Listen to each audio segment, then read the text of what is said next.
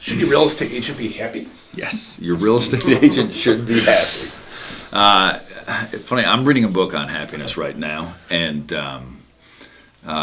they talk about. I mean, it's just very, very fascinating how much happiness is a part of your life, or should be a part of your life. And everyone thinks that happiness is something that just happens naturally or whatever. But I mean, it's a mindset and it's a skill. I think it's very important that you hire an agent that has balance in their life. I mean, they should be dedicated to their family. They should have some time that's dedicated to their family, and I hope and wish that clients would be respectful of that, because that's what makes them a good agent. They should be dedicated to themselves. I mean, it's important for your agent to go on vacation once or twice a year. Probably not good if your agent's going on vacation every month, but you want that kind of balance, where they're just not 100% real estate all the time, because that's just going to burn them out. So, yeah, a happy agent, I think, is a good thing. I think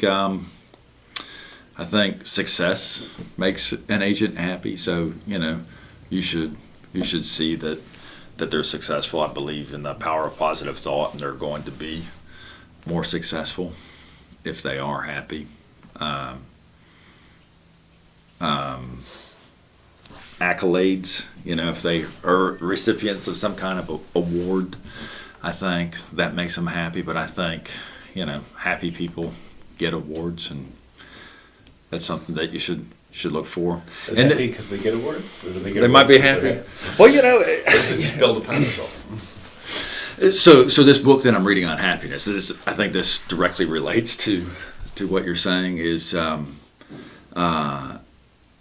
it's a Harvard professor that's written this book on happiness, and it's just so fascinating. There's so many different aspects of this book that I've just loved. And so, first of all, he's in Harvard, and he's teaching classes, and he says, "Hey, I want to do a class on happiness," and all the other faculty's like, "You're an idiot. No one's going to want to take this class." And he said, "Well, if I had 100 people sign up for the class, would you think it was successful?" And they go, "You get 100 people to sign up for this class. That's very successful." And so he has a class on happiness.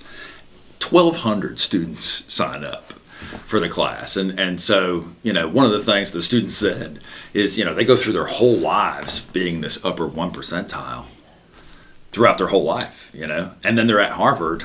And you don't have to be a genius at math, but only 1% of those Harvard students are going to be in the upper 1 percentile while they're at Harvard, And so it's a huge paradigm shift for them, and so they're incredibly unhappy. Here they have, they've had one of the greatest achievements, what we all talk about and brag about. You got into Harvard, you're at Harvard, and a lot of these students aren't happy. But going back to what you were just saying, cause and effect.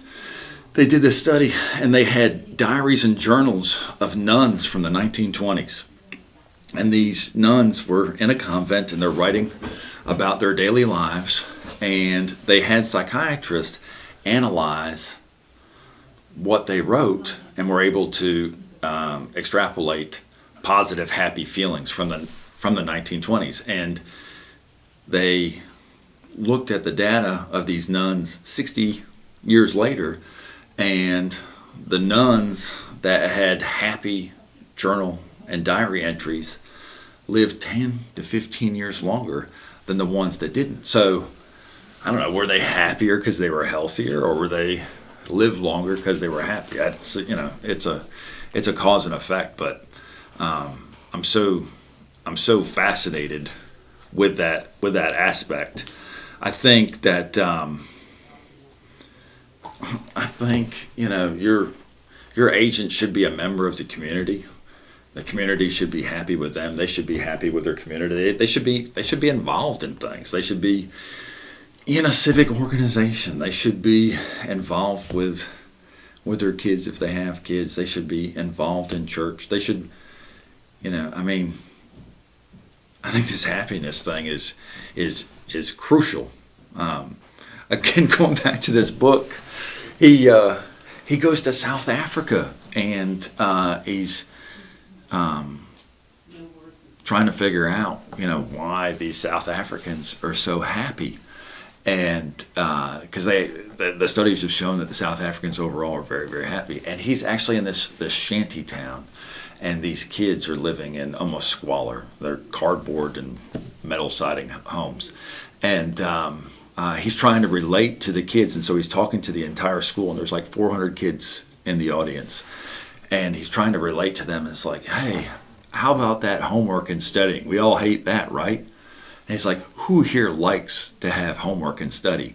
And every single kid in the audience raises their hand. And he's trying to relate to, like how in America we hate Right.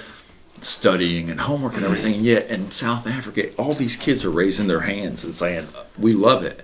And it's such a privilege to be able to do that in their community. And, whether or not you're in a heaven or in your hell is just your own mindset. That's Milton's Paradise Lost. But I just find it fascinating that, if you want to think that your job sucks, if you hate being a real estate agent, things are going to be bad for you.